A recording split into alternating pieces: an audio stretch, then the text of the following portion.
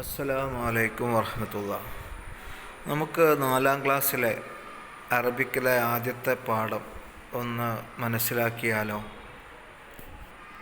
വളരെ ഭംഗിയുള്ള ഒരു ഗ്രാമത്തിൻ്റെ ചിത്രമാണ് നമ്മൾ കാണുന്നത്.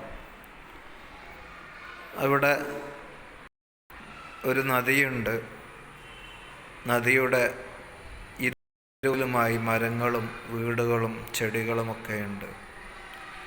മഹ്മൂദ് എന്ന വിദ്യാർത്ഥി ജീവിക്കുന്ന തൻ്റെ ഗ്രാമത്തെക്കുറിച്ച് മഹ്മൂദ് എഴുതിയ കുറിപ്പാണ് നമുക്ക് ആദ്യം വായിക്കുവാനുള്ളത്. ഖറിയത്തി, എൻ്റെ ഗ്രാമം. ഈ ചിത്രം നോക്കൂ നിങ്ങൾ. ആ ഗ്രാമത്തിൻ്റെ സുന്ദരമായ ദൃശ്യം നമ്മളിപ്പോൾ കണ്ടുകൊണ്ടിരിക്കുകയാണ്. അങ്ങനെ മഹ്മൂദ് തൻ്റെ ഗ്രാമത്തെക്കുറിച്ച് എഴുതിയ കുറച്ചു വരികൾ നമുക്ക് വായിച്ചു മനസ്സിലാക്കാം.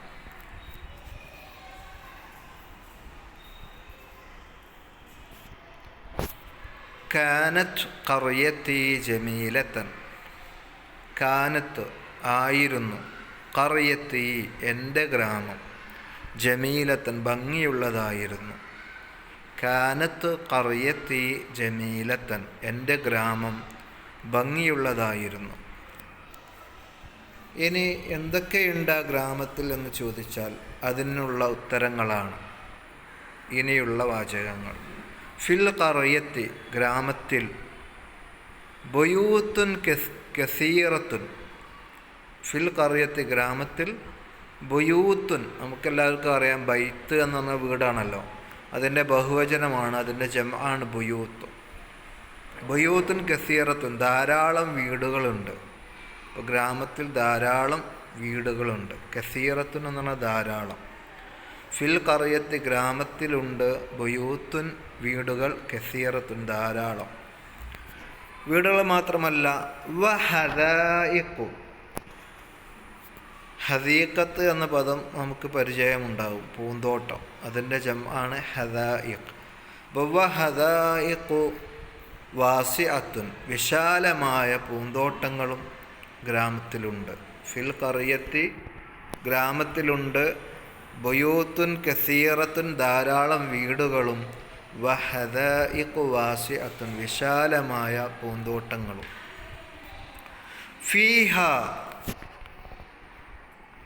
ഫീഹ അതിലുണ്ട്, ജദാവിലു നളീഫത്തുൻ, ജദ്വലുൻ എന്നതിൻ്റെ ബഹുവചനമാണ് ജദാവിൽ, തോടുകൾ.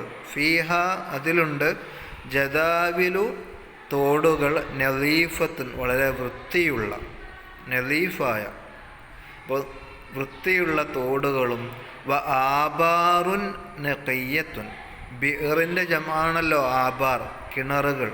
വ ആബാറുൻ നഖിയ്യത്തുൻ ശുദ്ധമായ കിണറുകളും അതിലുണ്ട്. ഫീഹ ഒന്നുകൂടി വായിക്കാം. ഫീഹ അതിലുണ്ട്, ജദാവിലു നളീഫത്തുൻ വൃത്തിയുള്ള തോടുകളും, വ ആബാറുൻ നഖിയ്യ ശുദ്ധമായ കിണറുകളും. മാത്രമല്ല ആ ഗ്രാമത്തെക്കുറിച്ച് പറയുകയാണെങ്കിൽ, യജിരി ഒഴുകുന്നു, യജിരി ഒഴുകുന്നു, നെഹ്റുൻ ഒരു പുഴ ഒഴുകുന്നുണ്ട്, ഫീ വസത്തിൽ ഖറിയ ആ ഗ്രാമത്തിൻ്റെ മധ്യത്തിലൂടെ. അപ്പോൾ ആ ഗ്രാമത്തിൻ്റെ നടുവിലൂടെ നല്ല ഭംഗിയുള്ള, നമ്മൾ ഈ ചിത്രത്തിൽ കാണുന്ന പോലെ ഒരു നെഹർ, ഒരു പുഴ യജിരി ഒഴുകുന്നുണ്ട്. എന്നിട്ടോ തശ്റബു മിൻഹു അൽ ഹയവാനാത്തു വത്തുയൂർ. തശ്റബു കുടിക്കുന്നു, മിൻഹു അതിൽ നിന്നും, അഥവാ അതിൽ നിന്നും കുടിക്കുന്ന ആരൊക്കെ? അൽ ഹയവാനാത്ത് മൃഗങ്ങളും, വത്തുയൂർ പക്ഷികളും. അപ്പോൾ മൃഗങ്ങളും പക്ഷികളുമൊക്കെ ആ പുഴയിൽ നിന്ന് കുടിക്കുകയും ചെയ്യുന്നു. അപ്പോൾ ഇങ്ങനെയാണ് മഹ്മൂദ് തൻ്റെ ഗ്രാമത്തെക്കുറിച്ച് എഴുതിയത്. മാത്രമല്ല കുറച്ച് കാര്യങ്ങൾ കൂടി അവന് ആ ഗ്രാമത്തെക്കുറിച്ച് എഴുതി ചേർത്തിട്ടുണ്ട്. വ കാനത്ത് ഫി ലഫത്തിൻ നെഹരി അറാസുൻ കസീറത്തുൻ. വ കാനത്ത് ഉണ്ടായിരുന്നു, ഫി ലൊഫത്തിൻ നെഹർ, പുഴയുടെ തീരത്ത്. പുഴയുടെ തീരത്തിനാണ് ലൊഫത്തുൻ നെഹർ എന്ന് പറയുക. അപ്പോൾ പുഴയുടെ തീരത്തുണ്ടായിരുന്നു എന്തൊക്കെ? അറാസുൻ കസീറത്തുൻ, ധാരാളം ചെടികൾ. ഒർസിൻ്റെ ജമാണ് അറാസ്, ചെടികൾ. ധാരാളം ചെടികളുണ്ടായിരുന്നു. വ അസ്ഹാറുൻ ജമീല, വ അസ്ഹാർ, സഹറത്ത് നമുക്കറിയാം. അപ്പോൾ വ അസ്ഹാറുൻ ജമീല, ഭംഗിയുള്ള പൂക്കളും ഉണ്ടായിരുന്നു. അതുമാത്രമല്ല വ അഷ്ജാറുൻ കബീറ, വ അഷ്ജാർ, മരങ്ങളുണ്ട്, കബീറ, വലിയ. അപ്പോൾ വലിയ മരങ്ങളും ഭംഗിയുള്ള പൂവുകളും ധാരാളം ചെടികളുമുണ്ട് ഇവിടെ ആ നദിയുടെ തീരത്ത്. വനബാത്താത്തുൻ സ്വഈറ, ചെറിയ ചെടികളുമുണ്ട്. നബാത്തിൻ്റെ ജമാണ് നബാത്താത്ത്, ചെടികൾ. സ്വഈറത്ത് നമുക്കറിയാം കബീറത്തിൻ്റെ നേർ വിപരീതമാണ് സ്വഈറത്ത്. അപ്പോൾ ചെറിയ ചെടികളും വലിയ മരങ്ങളും ഭംഗിയുള്ള പൂക്കളും ധാരാളം ചെടികളുമൊക്കെയുള്ള ഒരു സ്ഥലമാണ് ലൊഫത്തുൻ നെഹർ, പുഴയുടെ തീരം എന്ന് പറയുന്നത്.